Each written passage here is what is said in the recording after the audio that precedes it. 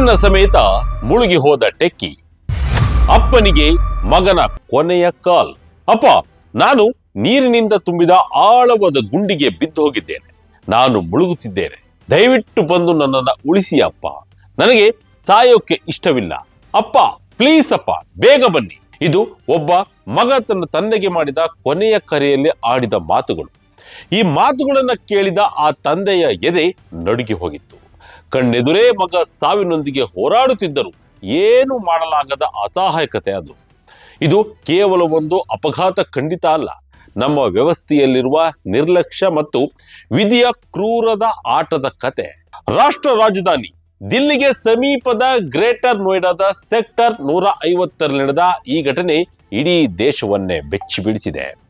ಇದು ವಿಜಯ Karnataka international YouTube channel. ನಾನು ನಿಮ್ಮ ಶಂಕರ್ ಹೆತ್ತೂರ್. ಕೊನೆಗೆ ಮನೆಗೆ ತಲುಪಲೇ ಇಲ್ಲ ಮಗ. ಯುವಕ ಇಂಜಿನಿಯರ್ನ ದಾರುಣ ಅಂತ್ಯ. ಇದೇ ಶುಕ್ರವಾರ ರಾತ್ರಿ ಕೆಲಸ ಮುಗಿಸಿ ಮನೆಗೆ ವಾಪಸ್ ಬರ್ತಿದ್ದ ಯುವರಾಜ್ಗೆ ಗೊತ್ತಿರಲಿಲ್ಲ ಅದು ಅವರ ಕೊನೆಯ ಪ್ರಯಾಣ ಅಂತ. ಸಮಯ ರಾತ್ರಿ ಸುಮಾರು 11 ಗಂಟೆ ದಾಟಿತ್ತು. ದಟ್ಟವಾದ ಮಂಜು ಇಡೀ ನೋಯ್ಡಾವನ್ನ ಆವರಿಸಿಕೊಂಡಿತ್ತು. ಕಣ್ಣೆದುರು ಏನೂ ಕಾಣದಂತಹ ಪರಿಸ್ಥಿತಿ. ಯುವರಾಜ್ ತನ್ನ ಕಾರಿನಲ್ಲಿ ಮನೆಗೆ ವಾಪಸ್ ಆಗ್ತಿದ್ರು. ನಾನು ವಾಸ ಮಾಡ್ತಿದ್ದ ಸೊಸೈಟಿಗೆ ತಲುಪೋಕೆ ಕೇವಲ ಅರ್ಧ ಕಿಲೋಮೀಟರ್ ಅಷ್ಟೇ ಬಾಕಿ ಇತ್ತು. ಆದರೆ ರಸ್ತೆಯ ಪಕ್ಕದಲ್ಲಿದ್ದ ಆಳವಾದ ಚರಂಡಿ ಮತ್ತು ಅರ್ಧಕ್ಕೆ ನಿಂತಿದ್ದ ಕಟ್ಟಡದ ಬೇಸ್ಮೆಂಟ್ ಯುವರಾಜ್ಗೆ ಕಾಣಿಸಲೇ ಇಲ್ಲ. ಯಾವುದೇ ರಿಫ್ಲೆಕ್ಟರ್ಗಳು ಕೂಡ ಇರಲಿಲ್ಲ. ನಿಯಂತ್ರಣ ತಪ್ಪಿದ ಕಾರು ನೇರವಾಗಿ 30 ಅಡಿ ಆಳದ ನೀರಿನಿಂದ ತುಂಬಿದ್ದ ಬೇಸ್ಮೆಂಟ್ಗೆ ಬಿತ್ತು. ಕಾರು ತಲೆಕೆಳಕಾಗಿ ನೀರಿನಲ್ಲಿ ತೇಲೋಕೆ ಶುರು ಮಾಡಿತು. ಕಾರು ನೀರಿನಲ್ಲಿ ಮುಳುಗುತ್ತಿದ್ದರೂ ಯುವರಾಜ್ ಧೈರ್ಯ ಕಳೆದುಕೊಳ್ಳಲಿಲ್ಲ. ಹೇಗೋ ಮಾಡಿ ಕಾರಿನಿಂದ ಹೊರಬಂದು ಆತ ಕಾರಿನ ಟಾಪ್ ಮೇಲೆ ನಿಂತು ತನ್ನ ತಂದೆಗೆ ಫೋನ್ ಮಾಡಿದ್ರು. ಅಪ್ಪ, ನಾನು ಗುಂಡಿಗೆ ಬಿದ್ದಿದ್ದೇನೆ, ಬೇಗ ಬನ್ನಿ, ನನ್ನನ್ನ ಕಾಪಾಡಿ, ನನಗೆ ಸಾಯೋಕ ಇಷ್ಟ ಇಲ್ಲ ಅಂತ ಆತಂಕದಲ್ಲಿ ಕೂಗಿ ಹೇಳಿದ್ರು.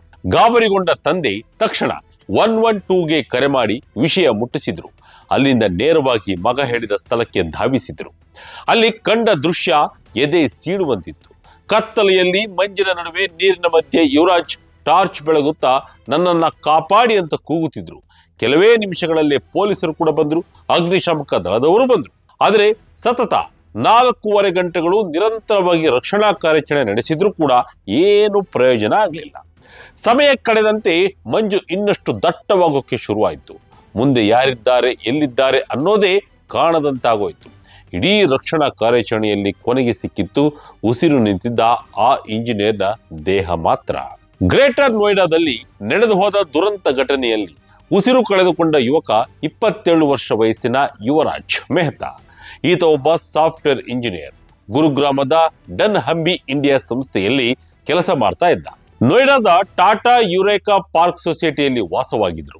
ಯುವರಾಜ್ ಈಗಷ್ಟೇ ಬದುಕು ಕಟ್ಟಿಕೊಳ್ಳೋಕೆ ಶುರು ಮಾಡಿದ್ದವರು. ಕೆಲವು ವರ್ಷಗಳ ಹಿಂದಷ್ಟೇ ಅನಾರೋಗ್ಯದಿಂದ ತನ್ನ ತಾಯಿಯನ್ನ ಕಳೆದುಕೊಂಡಿದ್ರು.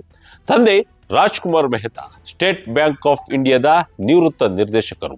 ಅಕ್ಕ ಸದ್ಯಕ್ಕೆ ಯುನೈಟೆಡ್ ಕಿಂಗ್ಡಮ್ ನಲ್ಲಿ ನೆಲೆಸಿದ್ದಾರೆ. ಮನೆಯಲ್ಲಿ ಅಪ್ಪ ಮತ್ತು ಮಗ ಇಬ್ಬರೇ ವಾಸ ಮಾಡ್ತಾ ಇದ್ದಾರೆ.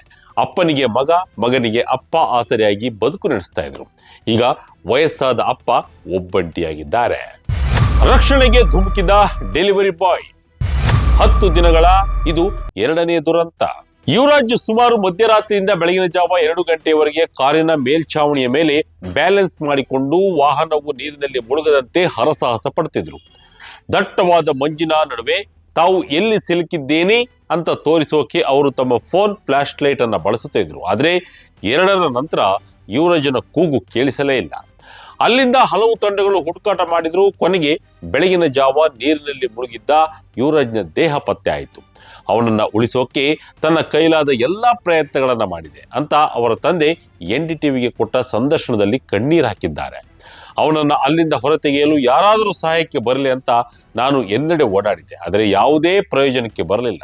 ನನ್ನ ಕೊನೆಯ ಕ್ಷಣಗಳಲ್ಲಿ ಅವನು ಪಪ್ಪ ನನ್ನನ್ನು ಉಳಿಸಿ ಅಂತ ಪದೇ ಪದೇ ನಿರಂತರವಾಗಿ ಬೇಡಿಕೊಳ್ಳುತ್ತಿದ್ದ ಅನ್ನೋ ಮಾತುಗಳು ಎಂಥವರ ಮನಸ್ಸನ್ನು ಭಾರವಾಗಿಸುತ್ತೆ. ಸರಿಯಾದ ಸಮಯಕ್ಕೆ ಸೂಕ್ತ ಉಪಕರಣಗಳು ಸಿಕ್ಕಿದ್ದರೆ, ಕ್ಷಿಪ್ರವಾಗಿ ನಿರ್ಧಾರ ಕೈಗೊಂಡಿದ್ರೆ ಇಂಜಿನಿಯರ್ ಯುವರಾಜನನ್ನ ಉಳಿಸೋಕೆ ಸಾಧ್ಯವಿತ್ತು. ಆದರೆ ರಕ್ಷಣಾ ತಂಡದ ಬಳಿ ಸರಿಯಾದ ಉಪಕರಣಗಳಿರಲಿಲ್ಲ. ಚಳಿ ಹೆಚ್ಚಿದೆ ಎಂಬ ಕಾರಣಕ್ಕೆ ಯಾರು ಕೂಡ ನೀರಿಗಿಳಿಯೋಕೆ ಧೈರ್ಯನೇ ಮಾಡಲಿಲ್ಲ. ಸುಮಾರು 1 ಗಂಟೆ 45 ನಿಮಿಷದ ವೇಳೆಗೆ ಯುವರಾಜ್ ಸುಸ್ತಾಗಿ ನೀರಿನಲ್ಲಿ ಮುಳುಗಿ ಹೋದ್ರು. ಅಲ್ಲಿ ನೆರೆದಿದ್ದವರಲ್ಲಿ ಇದ್ದ ಕಾಮರ್ಸ್ನ ಡೆಲಿವರಿ ಏಜೆಂಟ್ ಮೊನಿಂದರ್ ಅಧಿಕಾರಿಗಳ ಅಸಹಾಯಕತೆಯನ್ನು ನೋಡಿ ಆತನೇ ಸೊಂಟಕ್ಕೆ ಹಗ್ಗ ಕಟ್ಟಿಕೊಂಡು 30 ಅಡಿ ಆಳದ ಗುಂಡಿಗೆ ಜಿಗಿದನು. ಆದರೆ ಅಷ್ಟರಲ್ಲಾಗಲೇ ಕಾಲ ಮಿಂಚಿ ಹೋಗಿತ್ತು. ಮೊನಿಂದರ್ ಹೇಳುವ ಪ್ರಕಾರ ಅಧಿಕಾರಿಗಳಲ್ಲಿ ಆ ಯುವಕನನ್ನ ಉಳಿಸುವ ಇಚ್ಛಾಶಕ್ತಿಯೇ ಇರಲಿಲ್ಲ. ಕೊನೆಗೆ NDRF ತಂಡ ಬಂದು ಯುವರಾಜನನ್ನ ಹೊರತೆಗೆದಾಗ ಆತನ ಪ್ರಾಣ ಪಕ್ಷಿ ಹಾರಿ ಹೋಗಿತ್ತು. ಈಗ ಯುವರಾಜ್ನ ತಂದೆ ರಾಜ್ಕುಮಾರ್ ಮೆಹ್ತಾ ಒಬ್ಬಂಟಿಯಾಗಿದ್ದಾರೆ. ಅವರ ಹೆಂಡತಿ ಮೊದಲೇ ತೀರಿ ಹೋಗಿದ್ದರು. ಈಗ ಮಗನೂ ಇಲ್ಲ. ಅವರು ನೋಯ್ಡಾದ ಪ್ರಾಧಿಕಾರದ ವಿರುದ್ಧ ದೂರು ನೀಡಿದ್ದಾರೆ. ಅಲ್ಲಿ ಒಂದು ಬ್ಯಾರಿಗೇಟ್ ಇದ್ದಿದ್ದಾರೆ, ಒಂದು ಸಣ್ಣ ಲೈಟ್ ಇದ್ದಿದ್ದರೆ, ರಿಫ್ಲೆಕ್ಟರ್ಗಳು ಇದ್ದಿದ್ರೆ ನನ್ನ ಮಗ ಇಂದು ಬದುಕಿರುತ್ತಿದ್ದ ಅಂತ ಅವರು ಗೋಳಾಡ್ತಿದ್ದಾರೆ. ಅಂದಹಾಗೆ ಅದೇ ಜಾಗದಲ್ಲಿ 10 ದಿನಗಳ ಹಿಂದಷ್ಟೇ ಒಂದು ಟ್ರಕ್ ಬಿದ್ದಿತ್ತು. ಆದರೂ ಅಧಿಕಾರಿಗಳು ಎಚ್ಚೆತ್ತುಕೊಳ್ಳಲಿಲ್ಲ. ಜನರ ಪ್ರಾಣಕ್ಕಿಂತ ಅವರಿಗೆ ನಿಯಮಗಳು ಮತ್ತು ಸಬೂಬುಗಳೇ ದೊಡ್ಡವಾದವು. ಸೆಕ್ಟರ್ 150ರ ನಿವಾಸಿಗಳು ಪದೇ ಪದೇ ಮನವಿ ಮಾಡಿದರೂ ಅಲ್ಲಿ ಸುರಕ್ಷತಾ ಕ್ರಮಗಳನ್ನ ಕೈಗೊಂಡಿರಲಿಲ್ಲ. ಯುವರಾಜ್ ಮೆಹ್ತಾರವರ ಸಾವು ಕೇವಲ ಒಂದು ಅಪಘಾತವಲ್ಲ, ಅದು ನಮ್ಮ ವ್ಯವಸ್ಥೆಯ ವೈಫಲ್ಯ. ಪ್ರತಿ ವರ್ಷ ಸಾವಿರಾರು ಜನರು ಇಂತಹ ನಿರ್ಲಕ್ಷ್ಯಗಳಿಗೆ ಬಲಿಯಾಗ್ತಾ ಇದ್ದಾರೆ. ಈಗ ವಯಸ್ಸಾದ ಒಬ್ಬ ತಂದೆಯು ತನ್ನ ಮಗನನ್ನ ಕಳೆದುಕೊಂಡಿದ್ದಾರೆ.